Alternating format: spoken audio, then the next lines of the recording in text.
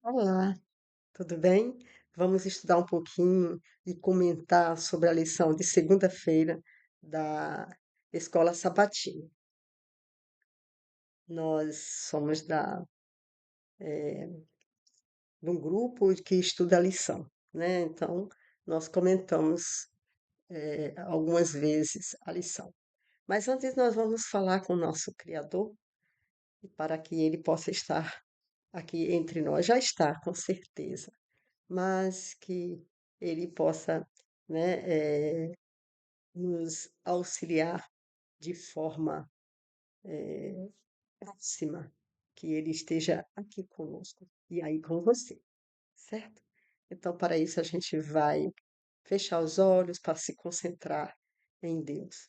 Querido Deus, eterno e poderoso Senhor e Pai que habita no céu, que está entre nós, Senhor, nós te suplicamos que o teu Santo Espírito possa nos fazer entender tudo o que estudarmos a sua palavra e que só o que tu queres que nós internalizemos e que nós aprendamos contigo, Senhor, a colocar em prática a tua palavra em nossa vida e para vivermos segundo a tua vontade. E que tudo que estudarmos seja para a tua honra e para a tua glória, sem mérito nosso, mas é em nome de Jesus é o que te pedimos. Amém. Então, vamos lá. Vamos fazer uma leitura anterior aqui do verso áureo, que é importante. Nós, sábado, verso áureo. Lição 13, sábado, e o verso é: Mas se vocês não quiserem servir o Senhor, escolham hoje a quem vão servir. Eu e a minha casa serviremos o Senhor. Josué 24:15. Esse texto é importante porque é um testemunho de Josué. Esse, ele está dizendo e ele está colocando que só há dois caminhos, né? Se você obedecer, escolher obedecer a Deus, você já está com Deus. Porque quando você escolhe obedecer a Deus, Deus vai te, logicamente, né, vai te sustentar, vai fazer tudo por você, assim, que ele vê que ele queira fazer. Porque você sempre vai ter a sua parte, talvez a de decisão, né, a de escolha, eh, a de dar o primeiro passo, né, na sua escolha, porque na verdade quem dá o primeiro passo sobre nós e ao nosso favor é Deus, sem dúvida. É Ele que vem, que nos chama, que nos cria, enfim, que nos redime e tudo mais. Mas existe as nossas decisões, o nosso livre-arbítrio. Deus nunca vai decidir por nós. Se nós não decidirmos, ele não vai violar o direito que ele nos deu de livre-arbítrio, né? De decisão, de escolha. Então, quando Josué diz assim, ó, mas se vocês não quiserem servir o Senhor, Moisés está dizendo para você que automaticamente você já estará servindo, mesmo que não seja assim consciente, né? Mas se você não escolhe Deus, automaticamente você já escolheu, infelizmente, né? O outro, o, eh, o inimigo de Deus. E ele se dá como testemunha de Deus, né? E ele dá um conselho antes disso: escolha hoje. Ele dá essa advertência, esse conselho, né? Escolham hoje a quem vão servir. Olha, a quem, se a Deus ou ao seu inimigo, né? A quem vão servir. E aí ele se coloca, né? Que isso é muito importante, né? Ele se coloca como testemunha. Ele diz: veja, é como se ele dissesse: veja, eu estou aqui diante de vocês. Isso era naquela época, mas é a mesma situação hoje. Não tem diferença nenhuma. Deus é o mesmo, o inimigo é o mesmo. Os problemas só mudam, os personagens são sempre parecidos ou iguais, né? Ele diz, ó, eu e a minha casa serviremos o Senhor. Josué 24:15. Também digo da mesma forma, eu e minha casa serviremos ao Senhor. Esse é o meu desejo, essa é a minha vontade. Isso é o que eu escolho, como Josué escolheu no passado. Então, serve da mesma forma para todos nós. Agora nós vamos para segunda-feira, dia 22 de dezembro de 2025. E o tema, com sinceridade e verdade. Olha como é interessante isso aí, ó. Servir o Senhor com sinceridade e verdade. Não dá para amar a Deus, querer fazer a vontade dele e não ser real com ele, e não ser verdadeiro, sincero com ele. Não Deus, podemos dizer na linguagem de hoje, escaneia. Deus nos conhece, Deus é o nosso Criador, é eterno, é atemporal, não tem início, não tem fim, né? O Alfa é o Ômega. Deus é tudo que você não consegue entender. Nem eu, como que se coloca o infinito que é Deus dentro de um finito. Bom, de alguma forma, ele pode fazer isso. Agora, você não tem condição.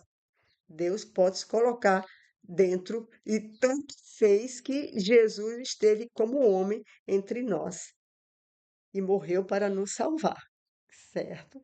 É a graça, né? O dom gratuito de Deus. Porém, nós não nos colocamos dentro de Deus jamais. Como que a gente vai entender o infinito? Como que um ser que morre, que é pó, que foi criado, apesar de um dia ele vai nos dar a eternidade, e, mas aí é quem vai nos dar, não somos nós que teremos, independente dele. Impossível. Então, por isso que ele diz com sinceridade e verdade é o tema. O que Josué pediu que os israelitas fizessem? Veja, um apelo, né? Um apelo nessa, nesses versos aqui. O que significa servir ao Senhor com integridade e com fidelidade. Vamos ler então Josué rapidinho, né? Josué, vou pegar a Bíblia que meu telefone tá ruim. Vamos lá. Josué 24, 14 e 15. Agora, pois, temei o Senhor, serviu com sinceridade, com verdade, e deitai fora os deuses. Não é para servir com Deus, para deitar fora os deuses aos quais serviram vossos pais, da além do rio e no Egito, e servi ao Senhor. Porém, se vós parece mal aos vossos olhos servir ao Senhor, viu? A decisão é quem? É nossa, certo? Era o deles também, da mesma forma. Se os deuses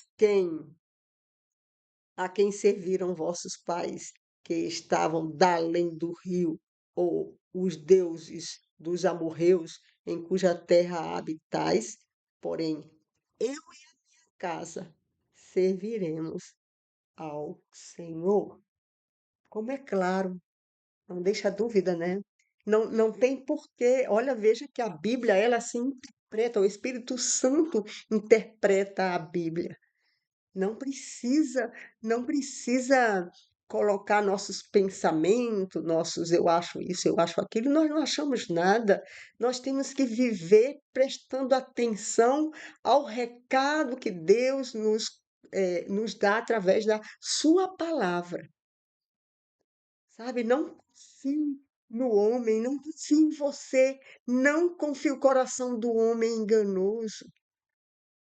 Não tem como você entender a Bíblia pelo que você viveu, pelo que você conhece. Não tem como, não existe. Essa é a palavra de quem é eterno, de quem é poder, onisciente, onipotência, onipresença. Como você quer explicar a sua palavra? A palavra de um ser que te criou, que é poder, que é onisciente, é onipotente. Ele mesmo se interpreta, ele mesmo se interpreta. E está aqui. A interpretação é pelo testemunho de Josué, né? Quando ele diz assim, ó, eu e minha casa serviremos ao Senhor. A interpretação é também quando ele diz assim, agora pois temei ao Senhor, mas não é temer de uma forma que você fique tremendo diante dele, não, embora a gente fique, né, tremendo diante dele, mas é dar reverência a ele, obedecê-lo, temer nesse sentido de obedecer ao Senhor, né, dar reverência, deixar ele eh, guiar a sua vida. Eu tenho que entender que Deus tem que guiar-nos. Deus é nosso norte. Ele é tudo, ele é um, um poder inimaginável pelo ser humano. Inimaginável. Não tem como você medir, mensurar o que Deus pensa, o que Deus. Ele te dá palavras, ele te dá advertência, ele te dá testemunho, ele te dá conselhos. Ele faz você entender o que ele quer que você e eu entendamos para praticarmos. E é através da obediência. E aí estaremos vivendo com ele, praticando. Porque não adianta também só conhecer, não, porque o inimigo conhece mais que qualquer homem e até estremece, teme, treme e estremece. E não vai ser salvo. Todos nós sabemos disso. Então, você e eu, não basta falar, temos que principalmente viver assim como ele viveu aqui na terra, observando sua vontade e praticando, certo? E aí ele dá o testemunho dele, né? Mas ele, antes de dar o testemunho dele, ele dá um conselho. Ele dá um conselho. É engraçado, né, de você dizer conselho, né? Eu acho que ele dá um ultimato, talvez seja essa a palavra mais próxima, né, do que está acontecendo aqui. Diz assim, ó, e deitai fora os deuses, aos quais serviram vossos pais, da além do rio e no Egito, e servi ao Senhor. Aí diz agora, porém, se vós parece mal aos vossos olhos, olha as consequências, né? Servi ao Senhor, escolhei hoje a quem servais, certo? Te mato. Os deuses a quem serviram vossos pais, que estavam da além do rio, ou os deuses dos amorreus, quais são os deuses na nossa vida? E eu, ou a quem eu estou colocando antes de Deus em primeiro lugar?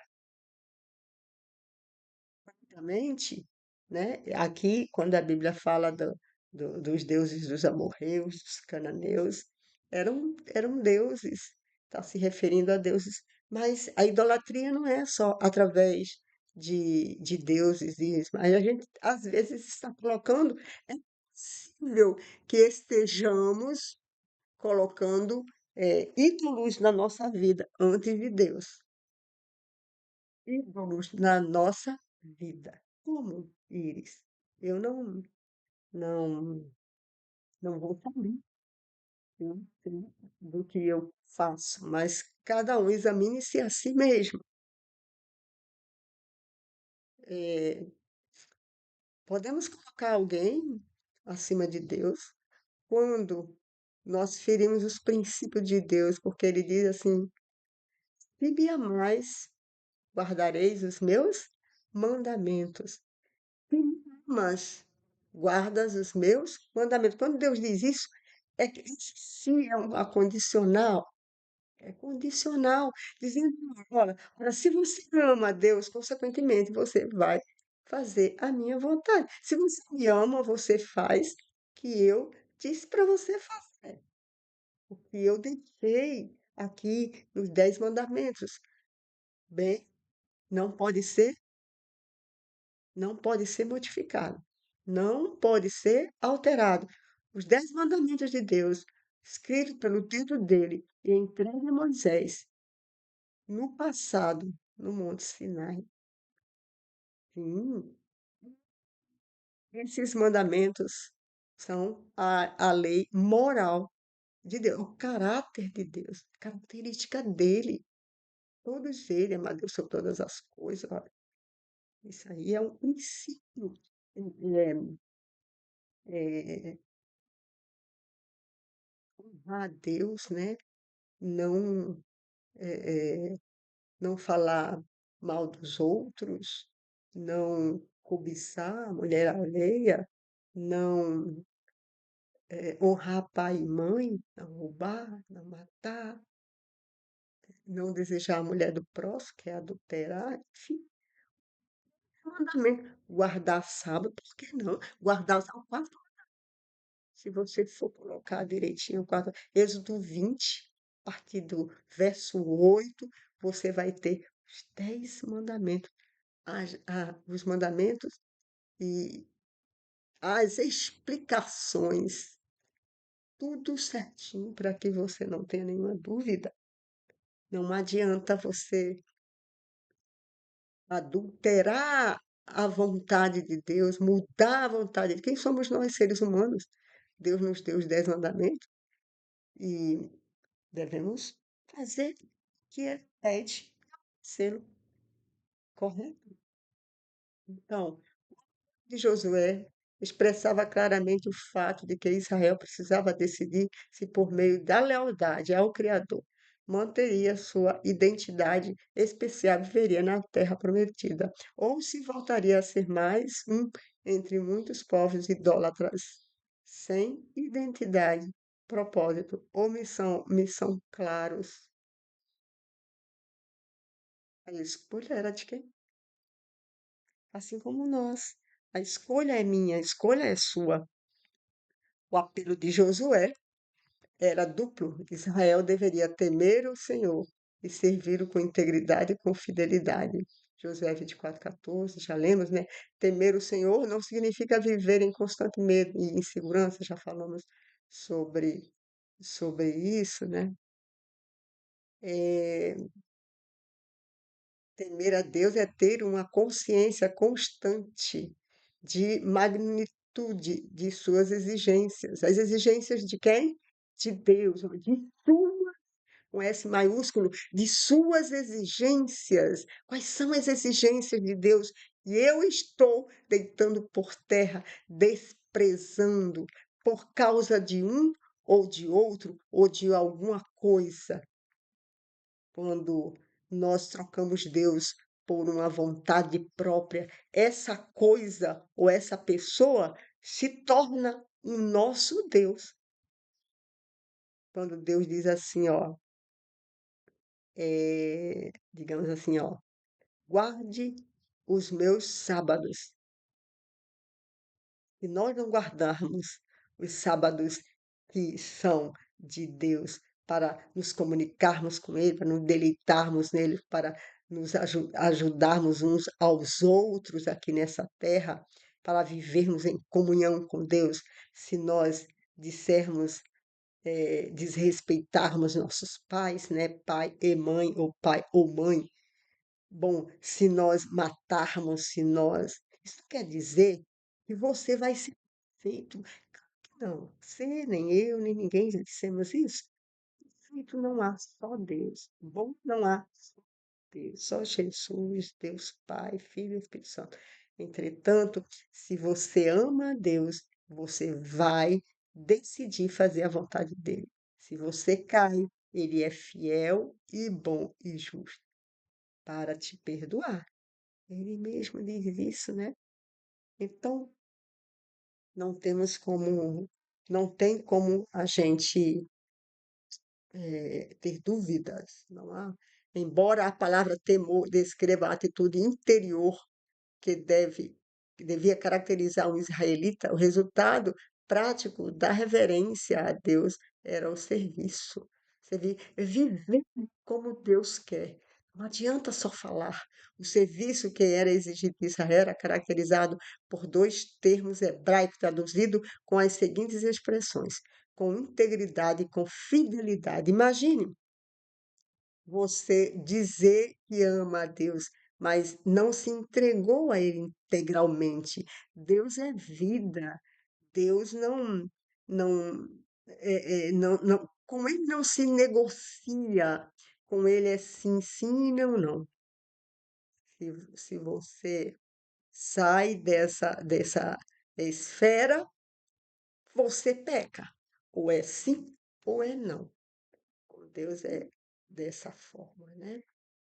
Então, eh, o segundo termo que descreve o serviço de Israel é fidelidade ou verdade, ser fiel, ser fiel. Se você não é totalmente íntegro a Deus, se você não se entregou inteiramente a Deus, você não está eh, tendo uma relação íntegra, né? Não tem como. Você já viu que pela metade não tem, não. Deus não é Deus de negociação. Então, havia no passado, né? Havia o serviço, né, que era exigido de Israel era caracterizado por dois termos que nós já vimos, traduzidos como as seguintes expressões: com integridade e com fidelidade. O primeiro de que é integridade é tamim, é, e é usado especialmente com o adjetivo para descrever perfeição do animal sacrificado. Antigamente, quando os animais eram sacrificados, o animal teria que ser perfeito, né, fisicamente. Não podia ter eh, faltando um dedo, ou uma orelha, ou cego, não, de forma perfeita, porque estava simbolizando que quem iria, estava simbolizando que quem iria morrer no futuro seria próprio Deus, né? Jesus, de forma humana, que veio aqui para esse sacrifício, assim como os animais estavam sendo sacrificados. O segundo termo que descreve o serviço de Israel é fidelidade, ou verdade, que seria emet. O termo geralmente significa constância e estabilidade. Geralmente se refere a Deus cujo caráter é essencialmente caracterizado pela fidelidade. E na Bíblia tem o tempo todo, Deus é fiel conosco. Deus nunca nos deixou a quem. Sempre ele toma a iniciativa e sempre ele fez tudo para nos redimir, para nos dar vida e vida em abundância. Deus não não deixa falhas, não deixa brecha, Deus, né? Que se manifesta em relação a Israel. Alguém fiel é confiável e fidedigno, assim como Jesus foi, né, entre nós. Basicamente, Josué estava aí pedindo a Israel que manifestasse a mesma lealdade a Deus que ele havia demonstrado para com o seu povo ao longo da história. Não se trata apenas de conformidade extrema ou externa, conformidade externa, mas com suas exigências, com as exigências de Deus, mas daquilo que vem do coração. Nossa vida deve refletir a gratidão a Deus pelo que Ele fez por nós. É assim que nós hoje também devemos nos relacionar com Jesus, de forma que a nossa obediência é por gratidão Nós obedecemos a Deus porque nós somos gratos pelo que Ele fez, porque Ele nos criou, porque Ele nos redimiu, enfim, porque Ele vive conosco e tudo mais. Porque merecimento não, não temos nas nossas obras. E aí Isaías diz que que nossas obras são trapos de imundície. Por que isso? Porque nós somos falhos, nós somos aqueles sacrifício vivo, mas falho, que não tem condição de representar o sacrifício do nosso perfeito e maravilhoso e amorável Deus. Por isso que nós temos que pensar a quem você adora, a quem você coloca como ídolo na sua vida. Quem é o seu Deus? Onde está o seu coração? Aí está o seu Deus, certo? Pode ser uma pessoa, pode ser alguma coisa, pode ser algum sentimento, não sei. Todos nós somos pecadores, né? Mas se nós colocarmos Deus em primeiro lugar, estaremos salvos para a vida eterna. Um beijo, obrigada por estar conosco, tá bom? Até a próxima.